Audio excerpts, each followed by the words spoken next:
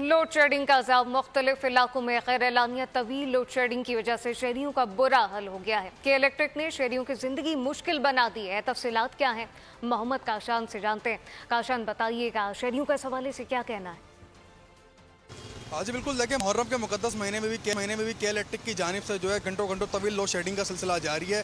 मैं इस वक्त एक शहरी के हमरा मौजूद है, इनसे बात करेंगे। सर, मुहर्रम का महीना चल रहा है, के इलेक्ट्रिक यहाँ की जो अभी लाइट दे रहे हैं, थोड़ी देर जाएगी, फिर पूरी रात लाइट नहीं होती। बच्चे बूढ़े परेशान हैं बेचारे, ये बीमार शिमार रहते हैं, क्या करें, हवा के नहीं बाहर आई जाते हैं। पूरी रात लाइट नहीं होती, गर्मी दानों से जिस्म भर गया, क्या करें भैया। और बिल कितना आ रहा है? बिल डबल आते हैं। क्या इलेक्ट्रिक को खुदा इसको नष्टो नाबूद कर दे, ये कहना चाहता है। जी बिल्कुल, आपने कहा कि शहरी जो है यहाँ पर परेशानी हाल में बैठे हुए हैं और उनकी जानिब से बताया गया है कि घंटों लोड शेडिंग का तवील सिलसिला जो है। काशान, बहुत शुक्रिया। सब्सक्राइब करें और बेल दबाएं ताकि कोई खबर रह न जाए।